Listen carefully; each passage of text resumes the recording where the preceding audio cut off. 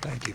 Well, it's wonderful to be here with all of you, in particular your future Congressman, Rudy Salas, Assembly member, to be back with you. Extraordinary contributions that are being made throughout the Central Valley with Clinica's extraordinary work. 24 sites, not dissimilar to this, all throughout the valley, the backbone of our healthcare delivery system, and of course the one, the only, the great Dolores Huerta. That's about as good as it always gets, and so I'm humbled and deeply grateful.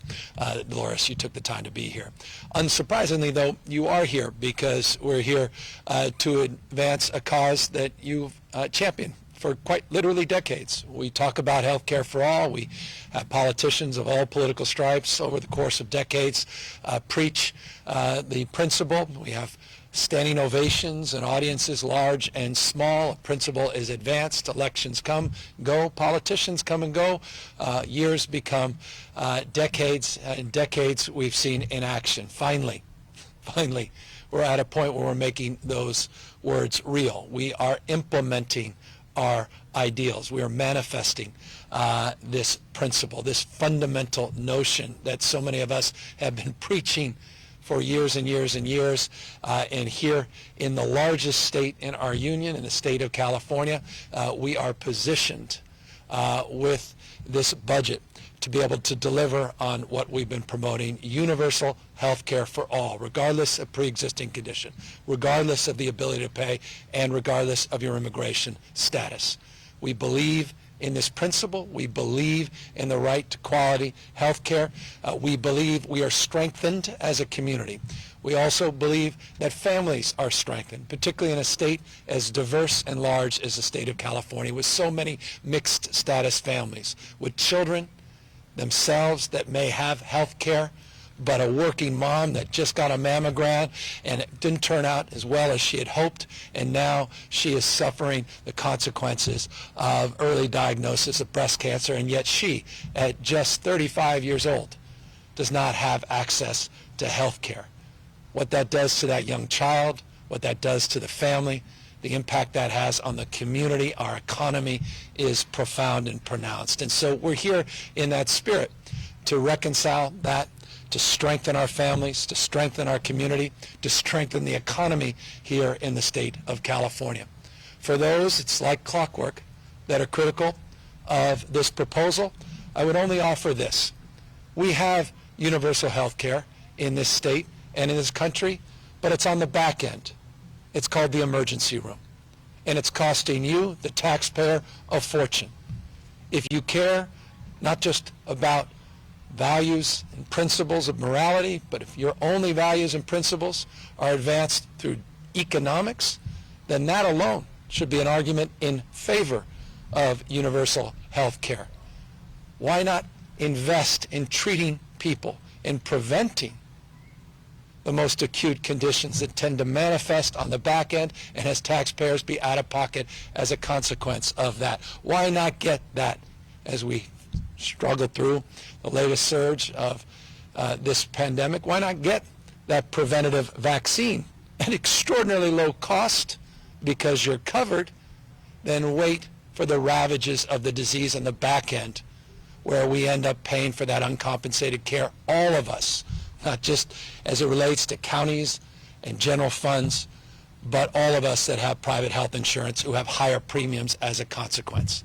So this is about saving money. This is about strengthening families, and as I said, strengthening communities and the economy here in the state of California, and it's about time. It is a point of deep pride, not just principle, that we're here, in particular in the Central Valley, where we come back over and over and over again to make the point that this state is for all Californians. And one of the most dynamic and vibrant parts of California is represented not just here in Lamont, but throughout this region and the fastest growing part of the state of California. And we look forward to working with the legislature, with Assemblymember Salas and his colleagues over the course of the next many months. Senator Durazo and Rambulo have been credible champions of these principles over the course of the last number of years to get this job done and begin this process anew by the end of this calendar year, where the first cohort will be expanded for those, as Dolores said, that currently are without that health insurance.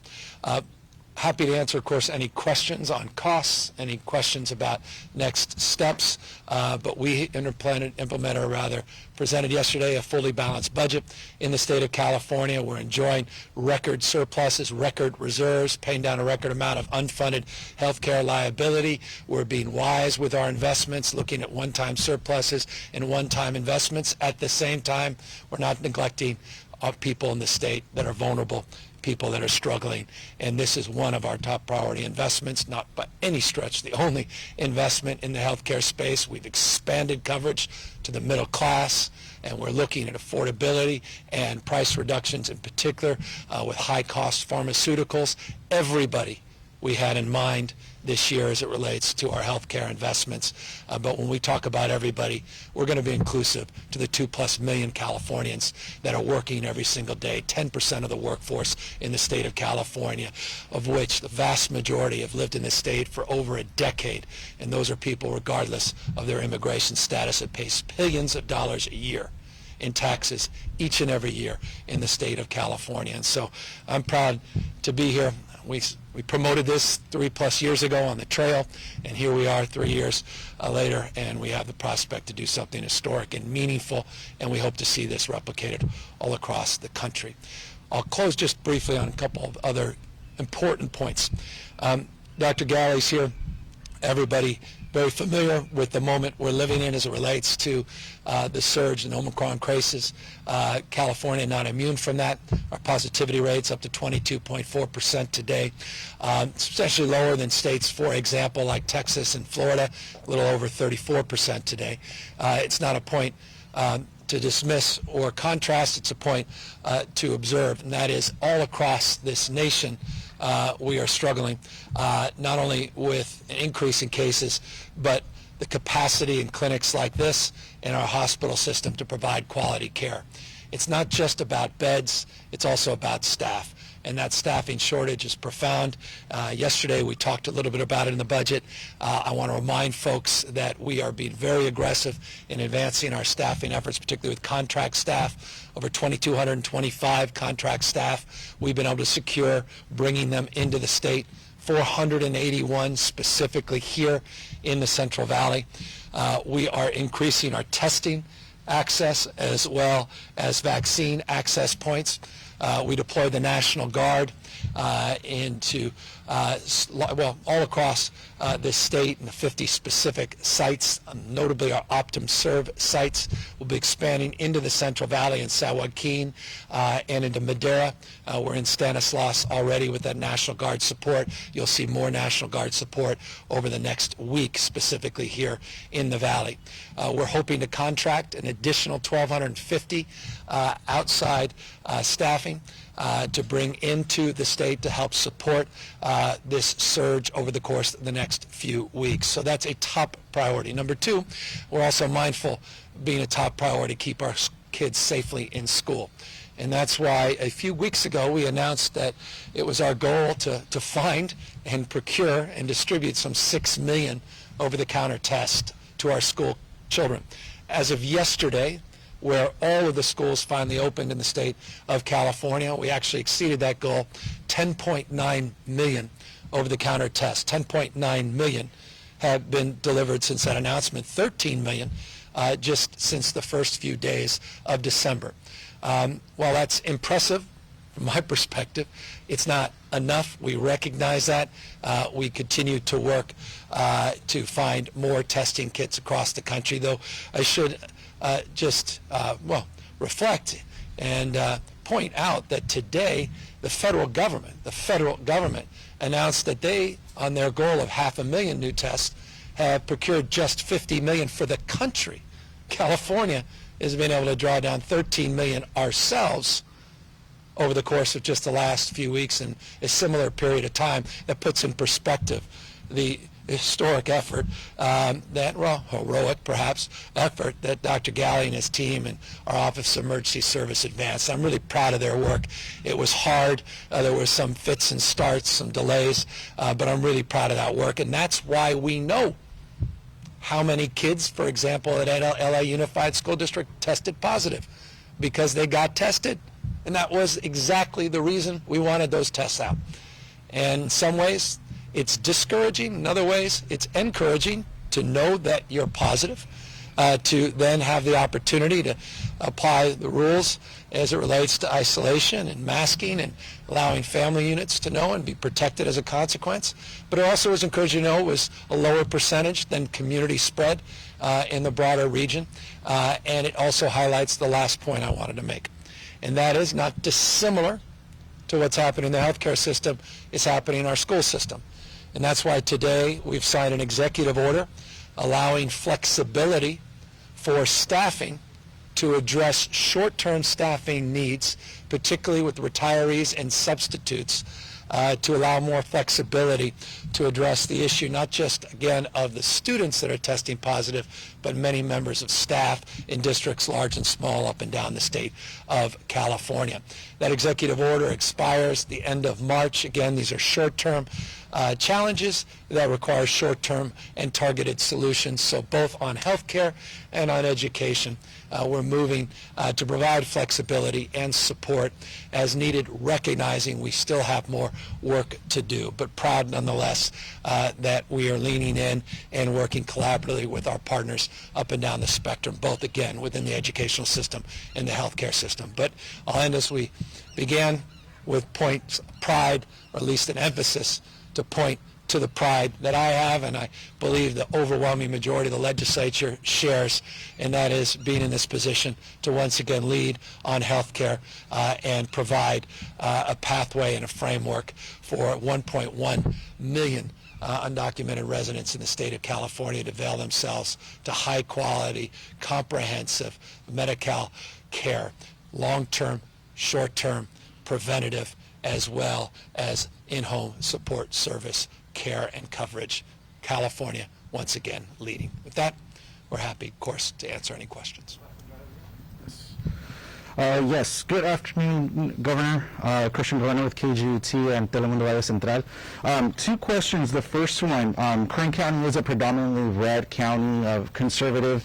What's your message to those that think that this may lead to an uptick in more undocumented residents coming in, but also to those that oppose giving any aid to the undocumented community?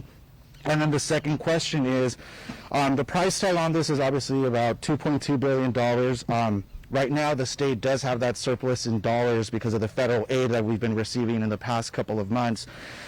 What's going to be done to ensure that this funding continues years after, you're out of office as well, and that this is something that continues to benefit the undocumented communities of the state? I'll remind you, California is the fifth largest economy in the world, and while $614 million in this budget year is a significant amount of money, California is well positioned to make that long-term investment. Number two, and it is true as well, that 2.2 is the full cost of annualization after full implementation, but $614 million general fund proposal in this year's fiscal budget. As it relates to this state, we're the most diverse state in the world's most diverse democracy. This is a state where just shy of 10% of our workforce are undocumented. That workforce built Kern County, built this state. Workforce is out there every single day taking care of it. It's not just the ag industry. It's not just the construction industry. It's professional services. Folks across the spectrum that are there every single day. And I think those the workers in that workforce was exposed for the remarkable grit and tenacity during this pandemic, where folks weren't dialing it in, weren't calling home sick. We're there for each and every one of us. They had our backs. And if there was ever a moment to reflect the point of pride at that workforce and their families and what they're doing to sustain the economies, not just here in Kern, but all throughout the state of California and this country, it was during this pandemic. And so I am very proud of California having the backs of our diverse communities. 27% of this state is foreign-born. This nation was founded as a nation of immigrants. I will defend that diversity. I will defend that workforce. I'll defend these families. And I will illuminate people to the fundamental fact that they already are providing universal health care, but on the back end. And again, challenge you, those of you that don't believe in the principle, why do you maintain a system that's costly and inefficient, that does not lower costs for everyone and does not provide the outcomes to keep our communities healthier and safer? I'm not interested in inefficiencies. I'm not interested in the status quo. I think we can do more and better and lower costs for everybody. That's what this proposal represents. Hi, Governor. Thank you so much for taking the time to be here. Vani Patino with KERO. My question is in terms of Covered California. What will happen to that plan? And also, we know that currently Covered California, the cost varies by county, so will we see that also translate into this new plan? Well, I'm really proud. You know, California 2 years ago, I had the privilege of working with some of Salas and others. We expanded healthcare subsidies and deepened existing subsidies for middle-class families in the state. We were the first state in America to support middle-class Kern County families with subsidies through the health exchange, through Covered California. Interestingly, we were rewarded not only in terms of the expanded benefits benefiting tens of thousands of Californian families, but the Biden administration took note, and the federal government appropriated dollars to replicate that expansion, and as a consequence, we are saving $333 million in this year's budget because it's now being backfilled by the federal government.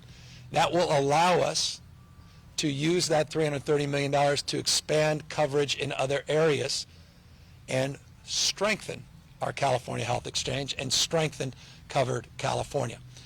So I'm very proud of that, and I appreciate you bringing up Covered California. We are going to buttress our health exchange even further, and no one does what Peter Lee has been able to accomplish at Covered California as effectively and efficiently as the state of California.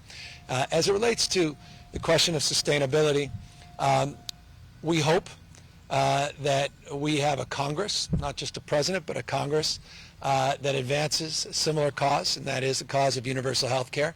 And ultimately, these exchanges are not necessary, but until then, California will continue to lead and assert itself. And I say this often, success leaves clues. And some of our nation-leading efforts as it relates to these expansions have left clues, and the federal government has followed, and we are all benefiting from that, and I hope in the future we'll benefit from the announcement we're making here today. We've also heard a lot of the word access and the language being used to promote this plan. What exactly does that mean? Are there going to be any limits or any requirements for the plan? Yeah, it's full scope Medi-Cal, and you may have heard me mention in-home support services and long-term care. It's for low-income eligible, full scope Medi-Cal expansion. Access is a principle. We talk about universal coverage. Anyone can attest, even those with the fanciest of health insurance, that it's not always on demand because of the inefficiencies in our healthcare delivery system. So one doesn't want to overpromise in that front. And you're already experiencing those backlogs even in this community, notably even in this clinic, because of the pressures, particularly as it relates to this pandemic. And it's a proof point of access not only always being as timely as we'd like it to be. So access is the principle. It's along the lines of that full scope Medi-Cal that currently exists for what we estimate at the end of the calendar year will be about 14.5 million or so Californians. That's the fiscal year promoted number of beneficiaries. And this, again, just allows for those that have been excluded the opportunity to be included.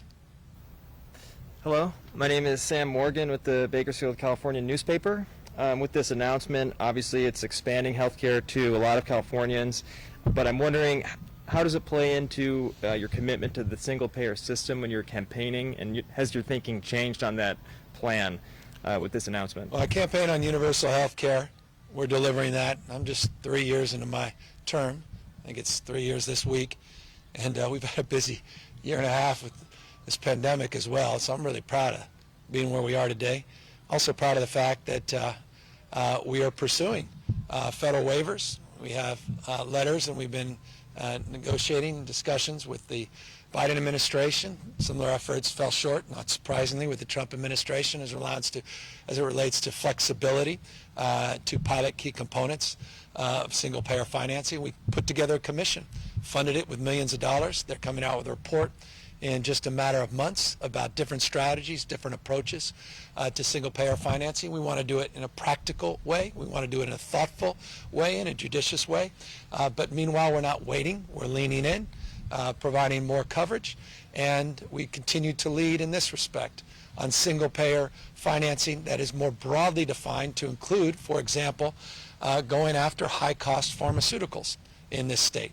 We created something called CalRx. A number of years ago, we started to pull in, again, notion around single-payer financing, leveraging dollars.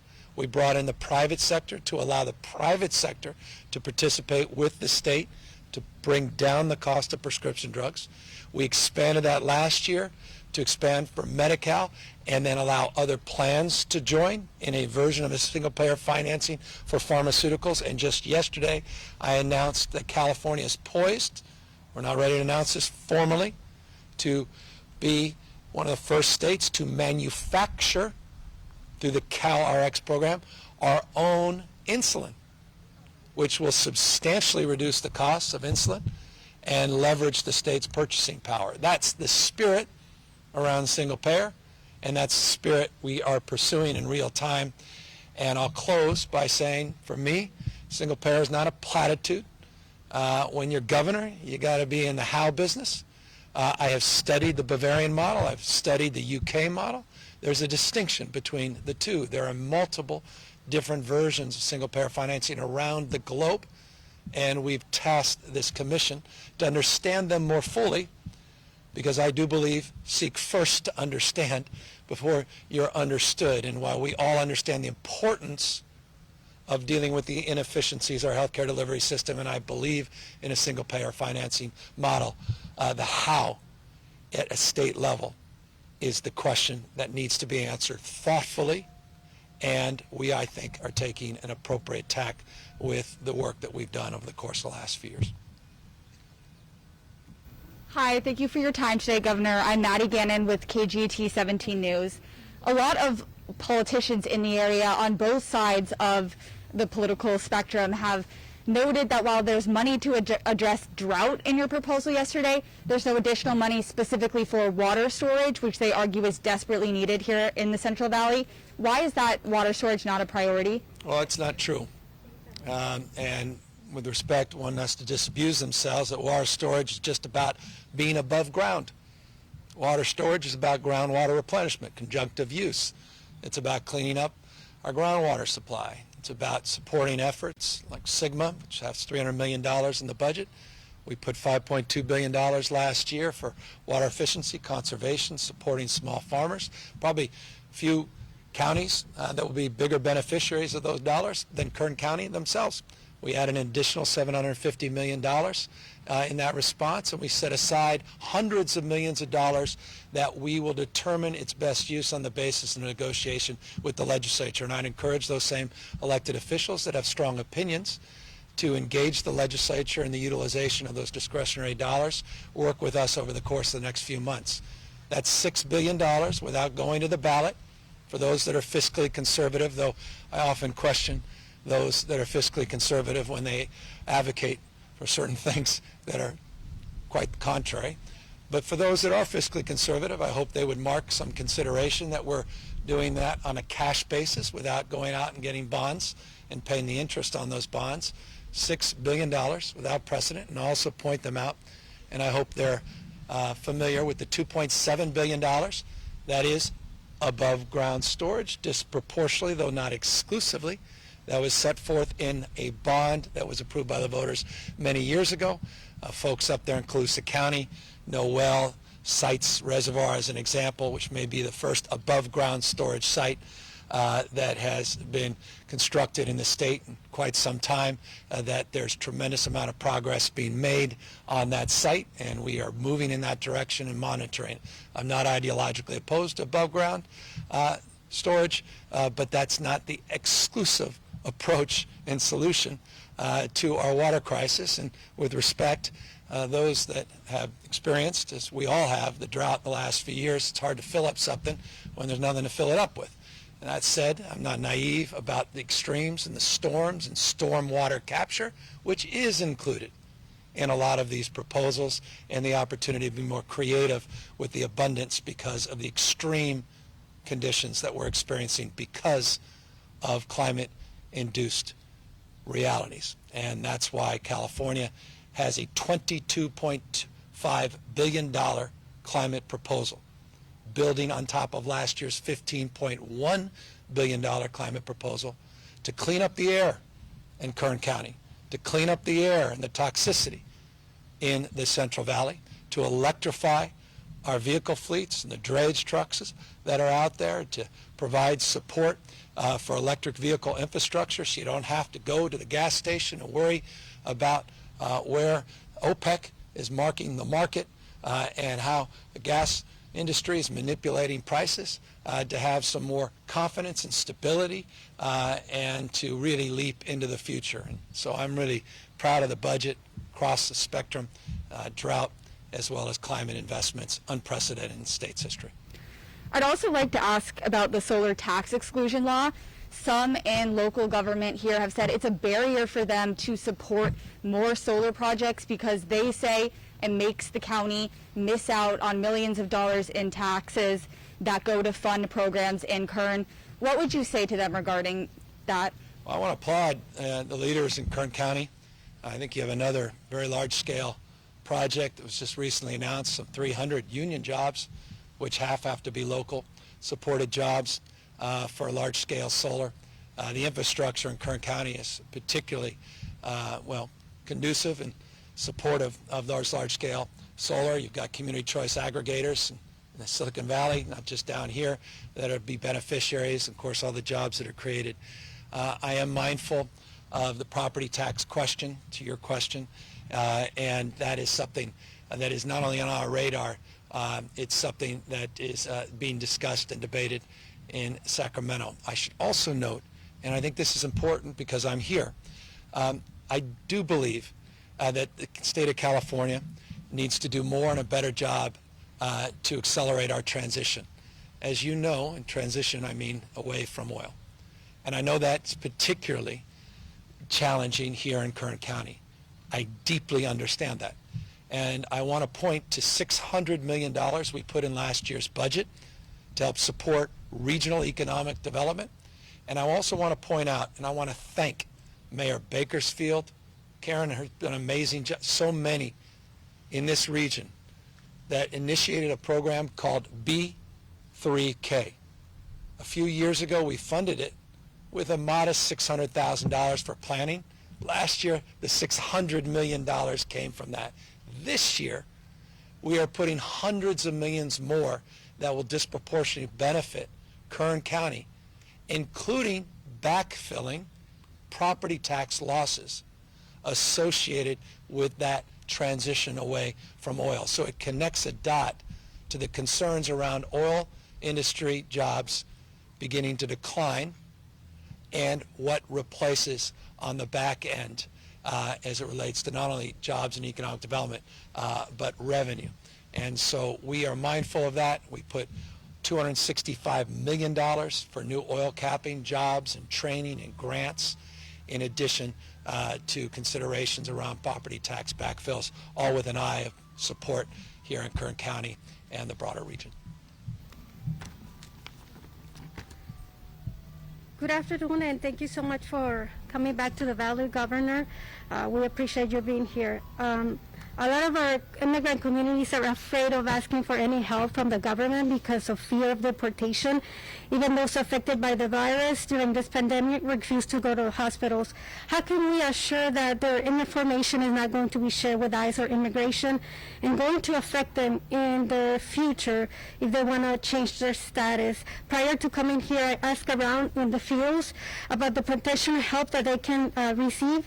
Although they were happy, they were reluctant to give any comment because of any fears of retaliations. Well, we're a sanctuary state in every way, shape, or form. In that respect, we don't share that information. Now, I would argue the most important thing you can do is to register to vote in the midterms, to keep the House of Representatives in Democratic hands.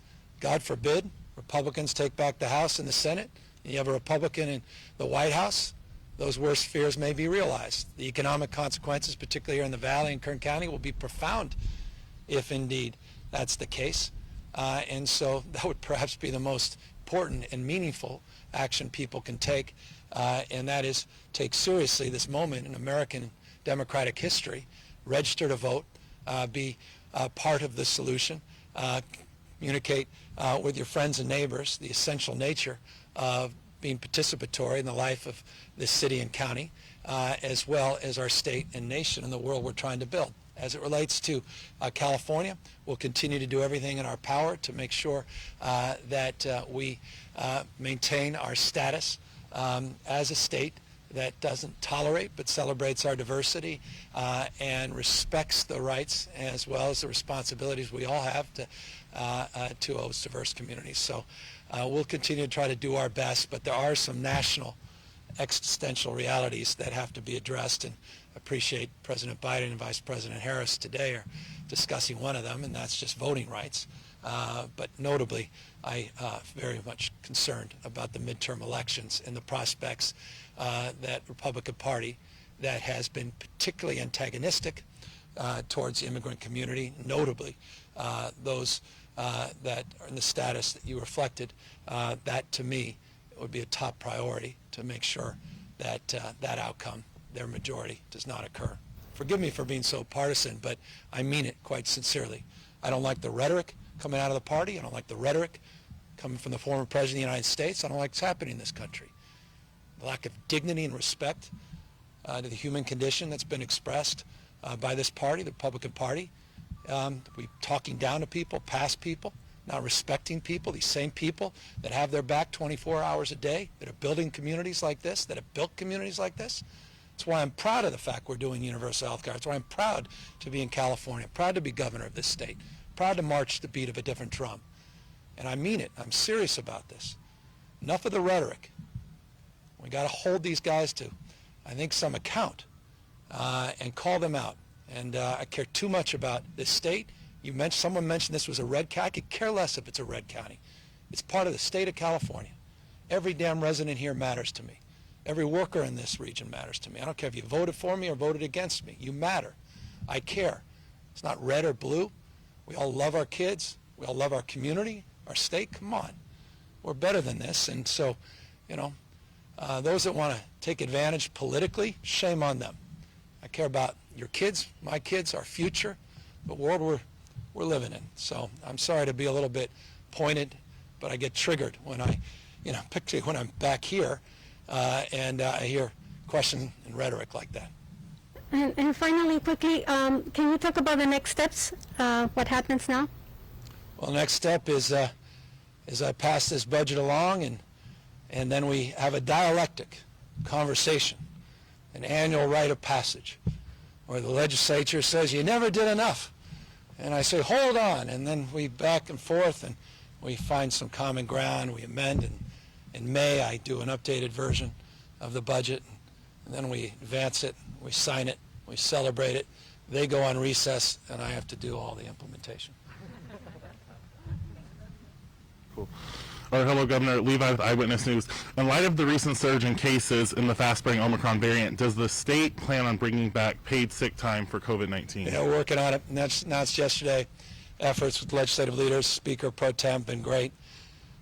We've had direct conversation a few days ago on this topic to pursue new sick leave legislation. So it's an early action, top priority, both for our office and legislative leaders.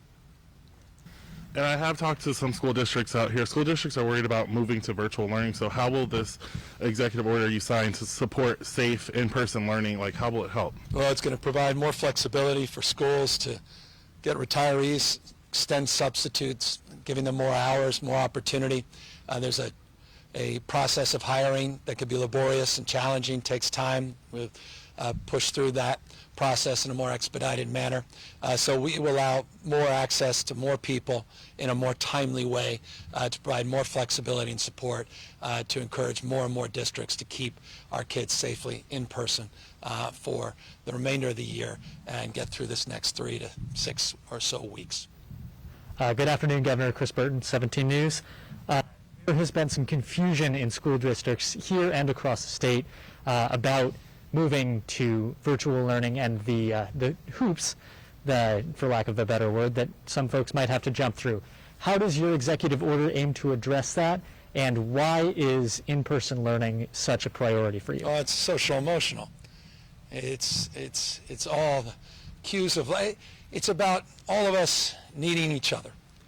It's about relationships. I think the Surgeon General under the Obama administration said the most significant preventable disease in this country is loneliness, social isolation. Well, my gosh, that was before COVID. And our kids have lost connection to their friends, to their community, to the normalcy and cadence of life. I have 4 of them, so I know a thing or two about this. Oldest is just 11 years old, youngest 5. And so I'm very, very sensitive to this and the learning opportunities that are lost because kids are not safely in school, the challenges and the vagaries of going online. My son, we had fits and starts, he's in and out of school, said, please, Daddy, no more Zoom school. And you hear that echoed all throughout the state of California. It's really critical, top priority for us. Let's keep these schools open, but at the same time, we have to have the back of our educators, and we have to have the back of these parents and teachers and let them know that they're valued, and that's why we also put out a lot of N95 masks, not cloth masks, N95 masks, free testing, free cloth masks, or rather N95 masks, moving away from cloth masks. We have a website, a portal for districts, county offices that can order right online. We'll deliver those N95s. We've done 1 billion units to schools and communities since the beginning of the pandemic. Dr. Galley, you had 6 county offices last week, got tens of thousands delivered, and more on the way. So we can do this. We just have to get through the next many weeks, and this executive order we think will help. It's not the only thing we'll be doing, but we think it's a meaningful flexibility to allow more staff and address those that are teachers and custodians and others that may be suffering from some asymptomatic or symptomatic conditions associated with Omicron themselves. That was us. With that, I thank you all, and again, to the 3 of you for incredible leadership. Stay safe, and thank you for having us here. And it was an honor. We were in Fresno, seems like a few weeks ago in July, but it was a few months ago, announcing everybody 50 and over would have access to quality health care. That's being implemented in May. Finally getting there, and we look forward to getting this through the legislature, to my desk in the middle of the year, and start that first cohort implementing in January 2024. Take care, everybody. Thank you.